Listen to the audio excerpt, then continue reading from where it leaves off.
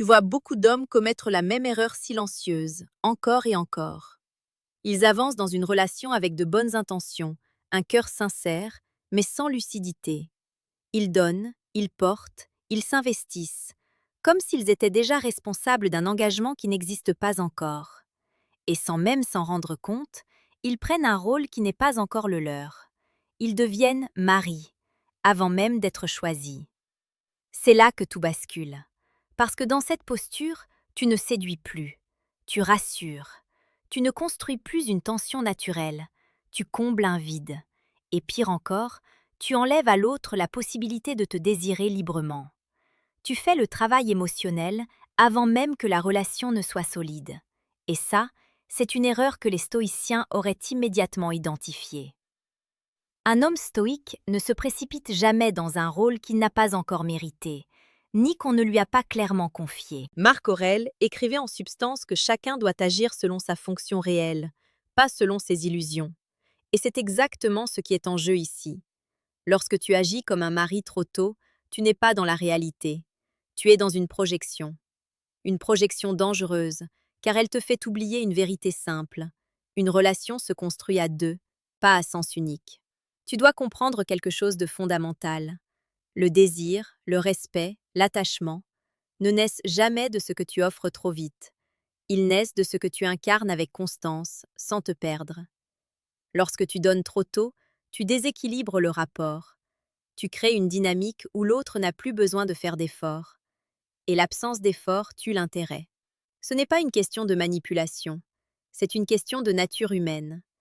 Épictète disait que ce qui dépend de toi, c'est ton comportement, pas les réactions des autres. Pourtant, beaucoup d'hommes essaient inconsciemment d'acheter l'intérêt, l'amour ou l'engagement par des actions excessives.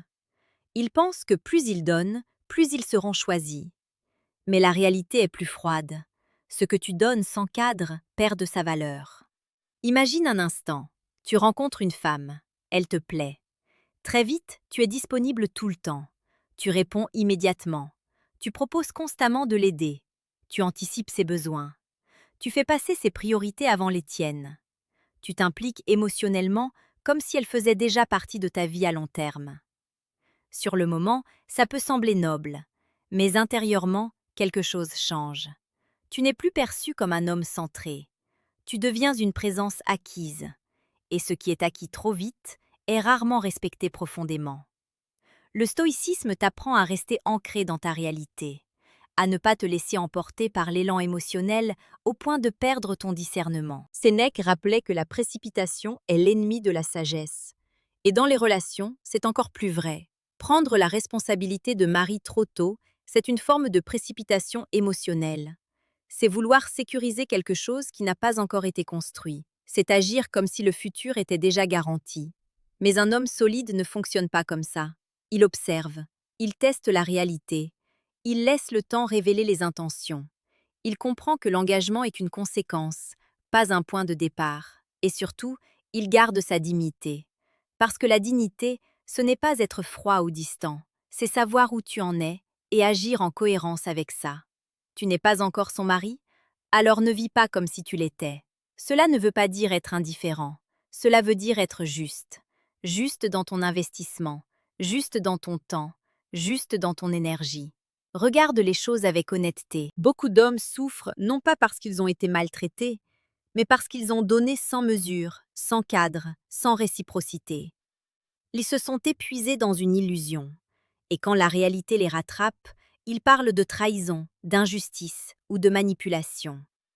Mais au fond, ils ont simplement oublié une règle essentielle. Ne jamais donner un statut que l'autre n'a pas encore mérité. Ce principe est difficile à accepter, car il va à l'encontre de ce qu'on t'a probablement appris. On t'a dit d'être gentil, attentionné, généreux. Et tout cela est juste, mais seulement quand c'est équilibré. Le stoïcien ne rejette pas la bonté, il la discipline. Il ne donne pas pour recevoir, mais il ne donne pas non plus sans conscience. Il sait que tout ce qui dépasse la mesure devient une faiblesse. Et dans une relation, la faiblesse attire rarement le respect profond. Ce que tu dois comprendre, c'est que l'amour ne se force pas, il ne s'achète pas, Il ne se prouve pas par l'excès. Il se construit dans un espace où chacun choisit de rester, pas dans un espace où l'un s'oublie pour retenir l'autre. Tu dois apprendre à ralentir, à observer, à ressentir sans t'emballer, à investir progressivement en fonction de ce qui est réellement partagé. C'est ça la maîtrise. Ce n'est pas de contrôler l'autre, c'est de te contrôler toi-même. Et paradoxalement, c'est ce contrôle intérieur qui crée l'attraction la plus forte. Parce qu'un homme qui ne se précipite pas devient intrigant. Un homme qui ne se donne pas entièrement dès le début devient précieux. Un homme qui garde son centre devient stable. Et la stabilité, dans un monde rempli d'émotions impulsives, est une force rare. Tu n'as pas besoin d'en faire trop pour être choisi. Tu dois simplement être solide, cohérent et patient. Et surtout, ne jamais oublier ceci. Ce n'est pas ton rôle de porter une relation à toi seul. Si tu ressens que tu es le seul à faire des efforts, le seul à investir, le seul à maintenir le lien, alors tu es déjà en train de jouer un rôle qui n'est pas le tien. Et ce rôle finira par t'épuiser. Le stoïcien refuse cette dynamique. Il préfère perdre une relation que se perdre lui-même. Parce qu'au final, tout part de là. Si tu te respectes, tu poses naturellement des limites. Si tu poses des limites, tu crées de la valeur. Et si tu crées de la valeur, tu attires des relations plus saines. Mais si tu abandonnes ton cadre dès le début, tu ouvres la porte à des déséquilibres qui te coûteront cher. Alors pose-toi cette question, honnêtement. Est-ce que tu es en train de construire quelque chose ou de te sacrifier pour quelque chose qui n'existe pas encore? La réponse à cette question peut changer toute ta manière d'aimer. Il y a un moment précis, presque invisible, où un homme bascule. Ce n'est pas lorsqu'il tombe amoureux. Ce n'est pas lorsqu'il décide de s'investir. C'est lorsqu'il commence à agir comme si tout était déjà acquis. Ce moment est dangereux parce qu'il est silencieux. Il ne se voit pas de l'extérieur. Il se ressent à l'intérieur. Une forme d'empressement, une envie de bien faire, de ne pas perdre, de prouver sa valeur. Et sans même t'en rendre compte, tu passes d'un homme qui découvre à un homme qui porte. Et porter trop tôt, c'est déjà déséquilibré. Tu crois être en train de construire alors que tu es en train d'anticiper. Tu crois être généreux alors que tu es en train de t'oublier. Le stoïcisme, encore une fois, te ramène à une vérité simple. Reste dans ce qui est réel, pas dans ce que tu espères, pas dans ce que tu imagines, mais dans ce qui est concrètement là, maintenant. Sénèque rappelait que nous souffrons souvent plus de nos projections que de la réalité elle-même. Et dans les relations, c'est flagrant. Tu projettes un futur. Tu imagines une connexion plus profonde qu'elle ne l'est réellement. Tu interprètes des signes comme des engagements et tu agis en conséquence. Mais la réalité, elle, n'a pas encore changé. Et c'est là que le décalage commence. Tu fais plus que ce que la relation demande. Tu donnes plus que ce qui est partagé. Tu t'impliques plus que ce qui est réciproque. Et ce déséquilibre, même s'il part d'une bonne intention, crée une tension invisible. Parce que l'autre le ressent, pas forcément consciemment, mais inconsciemment, elle perçoit que tu es déjà acquis, que tu es déjà investi au-delà de ce qui est nécessaire. Et cela change la dynamique. Elle ne ressent plus le besoin de te découvrir avec la même intensité. Elle ne ressent plus le besoin de te conquérir. Elle ne ressent plus ce léger doute, cette incertitude, qui nourrit naturellement l'intérêt. Tu enlèves le mystère, tu enlèves la progression, tu enlèves la construction, et tu te retrouves dans une position où tu donnes, sans que cela crée de valeur. Épictète insistait sur un point essentiel. Attache-toi aux faits, pas aux interprétations. Or, dans ce genre de situation, tu fais exactement l'inverse. Tu interprètes des gestes simples comme des preuves profondes. Tu donnes un sens excessif à des signes légers. Et tu agis comme si tout était déjà établi. Mais un homme lucide prend du recul. Il observe les actions, pas les mots. Il regarde la constance, pas les moments isolés. Il évalue la réciprocité, pas seulement son propre investissement. C'est ça, la maturité émotionnelle. Ce n'est pas de ressentir moins, c'est de comprendre mieux. Prenons un exemple concret. Tu échanges avec une femme depuis quelques jours ou semaines. Les conversations sont bonnes, il y a une certaine connexion. Mais rien n'est encore défini. Rien n'est encore solide. Et pourtant, Tu commences à te comporter comme si elle faisait déjà partie de ton quotidien. Tu adaptes ton emploi du temps pour elle. Tu priorises ses messages. Tu cherches à être toujours présent. Tu anticipes ses réactions. Tu réfléchis à comment ne pas la perdre. Mais attends, la perdre, quoi exactement? Une relation qui n'est pas encore construite? Un lien qui n'est pas encore stable? C'est là que tu dois te réveiller, parce que tu es en train de t'engager émotionnellement dans quelque chose qui n'a pas encore de fondation. Et plus tu t'engages tôt, plus tu deviens vulnérable à un déséquilibre. Le stoïcien, lui, reste ancré. Il apprécie le moment, il s'ouvre progressivement, mais il ne se projette pas au point de perdre pied. Il garde toujours une distance intérieure. Pas une distance froide, une distance lucide. Il comprend que chaque chose doit évoluer à son rythme. Et surtout, il comprend que l'engagement est un échange, pas une offrande unilatérale. Marc Aurèle insistait sur l'importance de ne pas se laisser emporter par les émotions au point de perdre sa raison. Et c'est exactement ce qui se passe quand tu prends la responsabilité de mari trop tôt. Tu laisses ton émotion guider ton comportement. Tu laisses ton désir de connexion prendre le dessus sur ta clarté. Et tu finis par agir de manière disproportionnée. Mais un homme maîtrisé fait l'inverse. Il ressent, oui, mais il filtre. Il observe, il ajuste. Il ne donne pas tout d'un coup. Il construit, étape par étape. Parce qu'il sait que ce qui se construit lentement dure plus longtemps. Et surtout, il sait que ce qui est mérité a plus de valeur que ce qui est offert sans condition. Tu dois comprendre que le respect dans une relation ne vient pas uniquement de ce que tu donnes. Il vient de ce que tu refuses de donner trop tôt. Il vient de ta capacité à dire intérieurement « pas encore ». Pas encore ce niveau d'implication, pas encore ce niveau de disponibilité, pas encore ce niveau d'investissement émotionnel.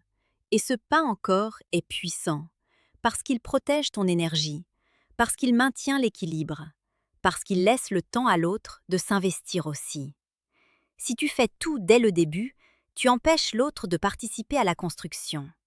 Et une relation où une seule personne construit finit toujours par s'effondrer. C'est inévitable. Ce n'est pas une question de chance, c'est une question de dynamique. Et la dynamique, tu dois apprendre à la respecter. Tu dois arrêter de croire que ton rôle est de prouver ta valeur. Ta valeur ne se prouve pas. Elle se montre naturellement dans ta manière d'être, dans ta stabilité, dans ton calme, dans ta capacité à ne pas courir après. Parce que courir après, c'est déjà accepter une position inférieure. Et un homme stoïque ne se place jamais en dessous. Il reste droit, il reste centré, il reste aligné avec lui-même, même lorsqu'il ressent de l'attirance, même lorsqu'il commence à s'attacher. C'est ça la vraie force. Ce n'est pas de ne rien ressentir, c'est de ne pas te perdre dans ce que tu ressens. Et si tu arrives à comprendre ça, quelque chose va changer profondément dans ta manière de vivre les relations. Qui ne sera plus dans la peur de perdre, tu seras dans la capacité de choisir. Et choisir, c'est reprendre le contrôle. C'est arrêter de subir. C'est arrêter de te surinvestir dans des situations incertaines. C'est poser un cadre invisible, mais solide. Un cadre qui dit « je m'investis, mais seulement là où c'est réciproque ». Et ce cadre, c'est ce qui te protège, c'est ce qui te distingue, c'est ce qui te rend respecté. Parce qu'au final, la question n'est pas de savoir si tu peux donner beaucoup. La vraie question c'est « sais-tu quand t'arrêter ?» Et c'est précisément là que tout se joue. Parce que savoir s'arrêter, ce n'est pas une faiblesse, c'est une maîtrise. Une maîtrise que peu d'hommes développent vraiment. Ils pensent que l'amour se prouve par l'intensité, par la constance, par la disponibilité totale. Mais ils oublient que l'amour sain se construit dans l'équilibre, pas dans le sacrifice silencieux, pas dans l'anticipation permanente, pas dans cette envie de sécuriser trop tôt ce qui n'est encore qu'en train d'émerger. Tu dois commencer à voir les choses autrement. Chaque relation est comme un terrain en construction. Au début, il n'y a que des bases fragiles, des intentions, des échanges. Rien n'est encore solide, rien n'est encore garanti. Et pourtant, certains hommes arrivent avec l'énergie d'un homme marié. Ils veulent déjà stabiliser, protéger, assurer. Mais protéger quoi exactement? Assurer quoi vraiment? Tu ne peux pas sécuriser quelque chose qui n'a pas encore pris forme. Et en essayant de le faire, Tu te mets toi-même dans une position où tu portes plus que nécessaire. Sénèque disait que celui qui veut tout contrôler finit par se perdre lui-même. Et c'est exactement ce qui se passe ici. Tu veux contrôler l'évolution de la relation, tu veux t'assurer qu'elle avance, tu veux éviter de perdre. Mais en cherchant à éviter la perte, tu perds ton centre. Et sans centre, tu perds ton pouvoir. Un homme centré n'a pas besoin de forcer les choses. Il laisse la relation respirer. Il laisse l'autre venir. Il laisse le lien se construire naturellement. Il n'accélère pas le rythme pour se rassurer. Il respecte le tempo réel. Et ce respect du tempo change tout. Parce qu'il crée une dynamique où chacun doit faire sa part, où chacun doit s'impliquer, où chacun doit choisir. Et c'est là que naît la vraie connexion. Pas dans l'effort unilatéral, pas dans le surinvestissement, mais dans la rencontre de deux volontés. Tu dois aussi comprendre une chose importante. Quand tu prends la responsabilité de mari trop tôt, tu envoies un message subtil mais puissant. Tu dis inconsciemment « je suis déjà acquis ». Et ce message, même s'il est invisible, influence tout. Il réduit la tension, il réduit l'effort, il réduit la valeur perçue. Parce que dans la nature humaine, ce qui est acquis sans effort est rarement apprécié à sa juste valeur. Ce n'est pas une règle morale, c'est une réalité psychologique. Et refuser de l'accepter, c'est te condamner à répéter les mêmes erreurs. Le stoïcien, lui, regarde la réalité en face, même quand elle est inconfortable, même quand elle va à l'encontre de ses envies. Il ne se raconte pas d'histoire. Il ne se perd pas dans des illusions. Il agit en fonction de ce qui est, pas de ce qu'il aimerait que ce soit. Alors si aujourd'hui tu te reconnais dans ces comportements, si tu sens que tu t'investis trop vite, trop fort, sans retour équivalent, ne te juge pas, mais corrige, ralentis, reviens à toi. Reviens à ce que tu contrôles réellement, ton comportement, ton énergie, ton attention. Réapprends à donner progressivement, réapprends à observer avant de t'engager, réapprends à laisser l'autre faire sa part. Parce que c'est ça, une relation saine. Ce n'est pas une course, ce n'est pas une démonstration, c'est une construction. Et une construction solide demande du temps, de la patience et surtout de la réciprocité. Tu n'as pas besoin de jouer un rôle qui n'est pas encore le tien. Tu n'as pas besoin d'endosser une responsabilité prématurée pour être apprécié. Tu as simplement besoin d'être aligné. Aligné avec ta valeur, aligné avec ton rythme, aligné avec la réalité. Et quand tu es aligné, quelque chose de puissant se produit. Tu attires naturellement des relations plus équilibrées. Tu filtres inconsciemment celles qui ne le sont pas. Tu gagnes en sérénité. Et surtout, tu ne te perds plus. Parce qu'au fond, la pire erreur que tu puisses faire, ce n'est pas de perdre une relation. C'est de te perdre toi-même en essayant de la garder. Petite parenthèse les amis, j'ai créé un manuel complet sur la séduction stoïque. Il t'apprend comment parler avec maîtrise pour créer une vraie attraction. Le lien est en première ligne de la description. On continue. Et si ce que tu entends ici résonne en toi, si tu sens que ta manière de voir les relations est en train d'évoluer, alors reste connecté. Parce que ce chemin de lucidité, peu de gens l'empruntent vraiment, mais il change tout sur le long terme. Souviens-toi toujours de ceci. Tu n'es pas là pour convaincre quelqu'un de rester. Tu es là pour construire quelque chose avec quelqu'un qui choisit de rester. Et cette différence, elle est fondamentale. Elle te libère, elle t'allège, elle te rend plus fort, sans effort inutile. Alors avance avec calme, avec clarté, avec maîtrise. Et surtout, n'endosse jamais une responsabilité que la réalité ne t'a pas encore donnée.